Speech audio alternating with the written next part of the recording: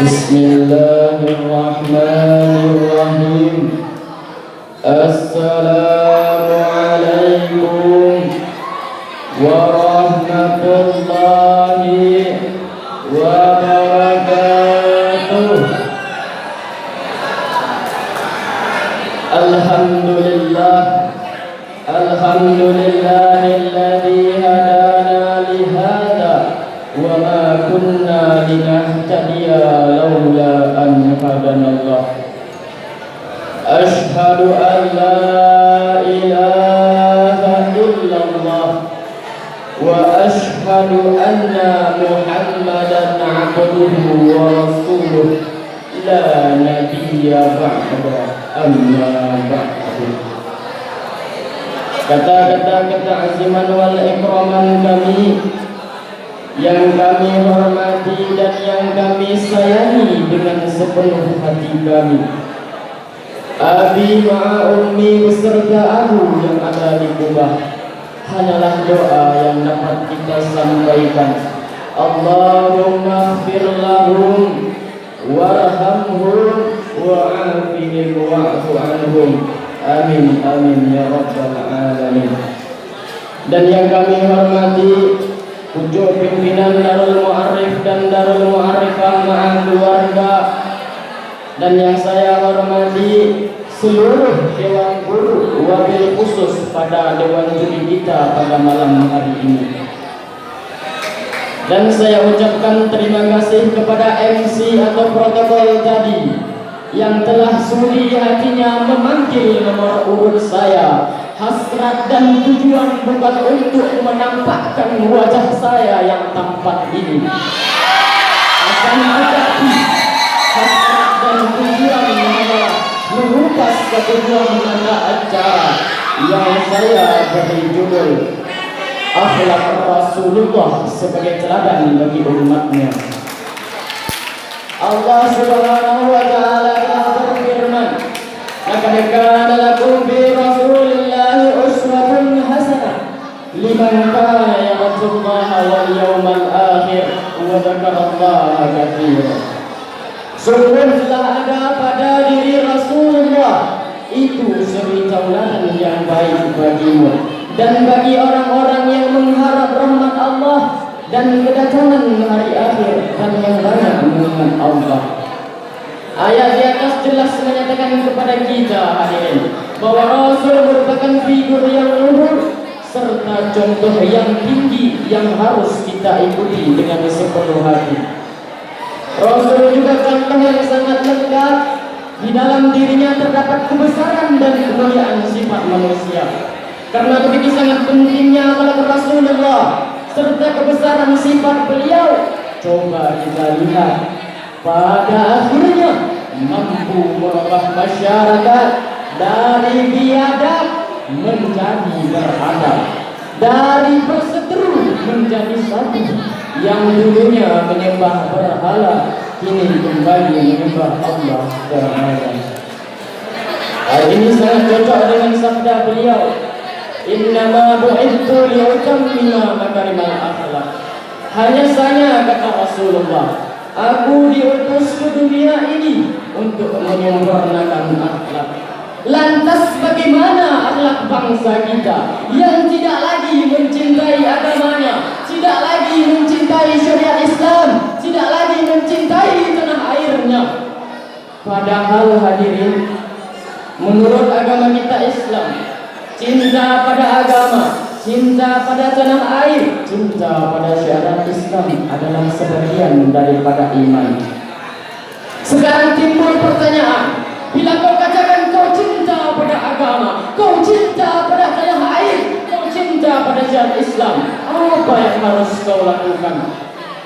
Jawabannya, dari setiap kita ini semestinya, seyogyanya dan sewajarnya ada 3 macam yang harus kita miliki. Jamaah, jamaah, ingin tahu yang 3 macam ini?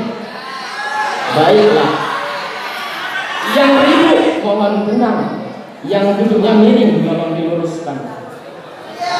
Pertama, umat Islam harus menjadi pelopor dalam pembangunan. Untuk itu, umat Islam harus berdiri di saf paling depan. Kita harus jadi pemain, bukan menjadi penonton. Umat Islam tidak dibenarkan jadi penonton. Bila umat Islam jadi penonton, maka terjadilah sebagaimana yang dikatakan Rasulullah SAW. Kelak suatu saat nanti umat Islam melaksana buih di tengah lautan yang jumlahnya banyak, namun tiada daya dan upaya, hanya bisa digarap dan dibayar.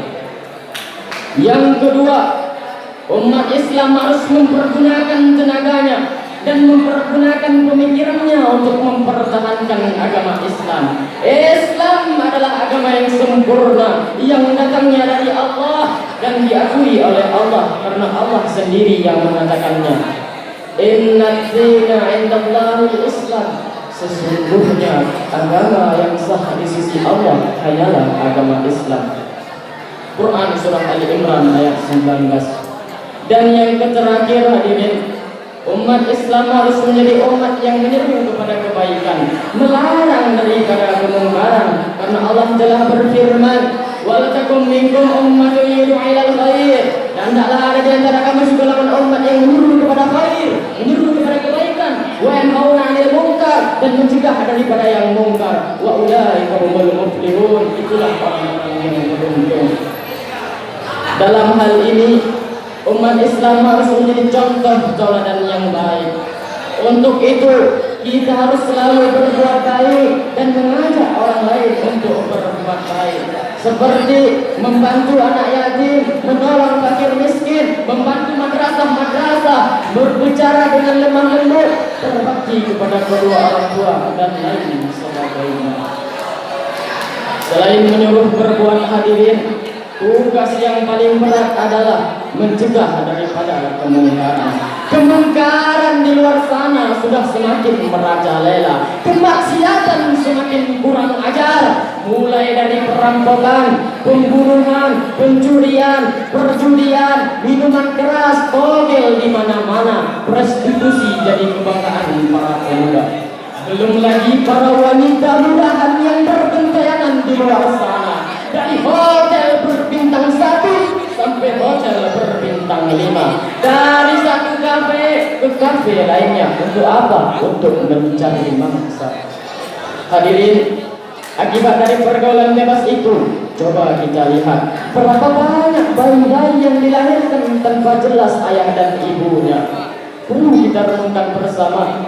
Di zaman sebelum Umar bin Khattab masuk Islam, dulu orang membunuh anaknya setelah lahir ke dunia. Akan tetapi di zaman sekarang ini, orang membunuh anaknya sebelum lahir ke dunia. Berapa banyak orang di luar sana yang mempergunakan obat-obatan untuk bayi yang ada di dalam kandungannya bisa digugurkan. Jadi sesungguhnya zaman sekarang ini lebih jahiliyah daripada jahiliyahnya zaman dulu. Profesor Dr.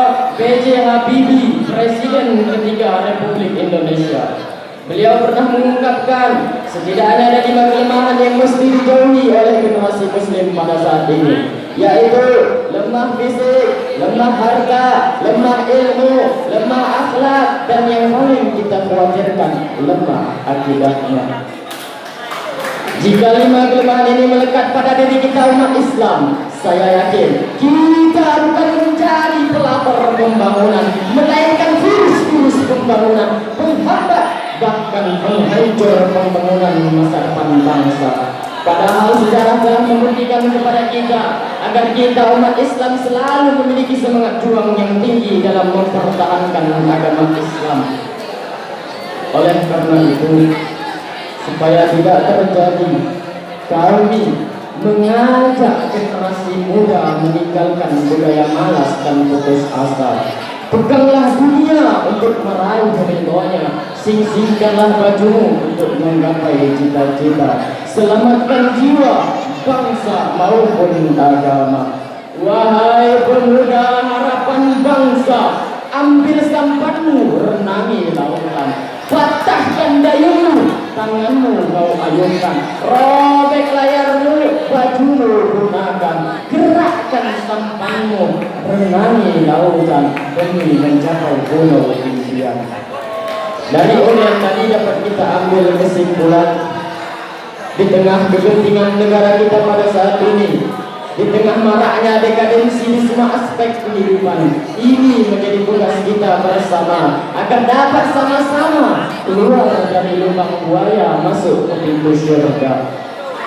Sebagaimana rasa cinta kita kepada agama, rasa cinta kita kepada tanah air, rasa cinta kita kepada syariat Islam, mari kita jadikan diri kita, keluarga kita, dan bangsa kita sebagai pelapor dalam memberantas kemaksiatan.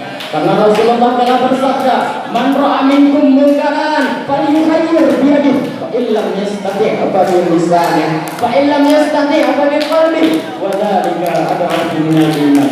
Dan apabila kau melihat satu kebenaran, maka cegahlah dengan tanganmu. Bila kau tidak sanggup, maka cegahlah dengan lisanmu. Bila kau juga tidak sanggup, maka cegahlah dengan hatimu. Itulah semangat iman.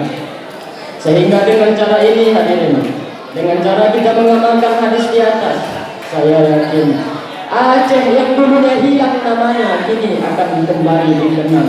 Karena Allah telah berfirman, "Walau anna ahlal qura amanu wattaqaw lafatahna 'alaihim barakatin minas sama'i wal ardh, walakin kadzdzabu fa akhadnahum bima kanu yaksibun."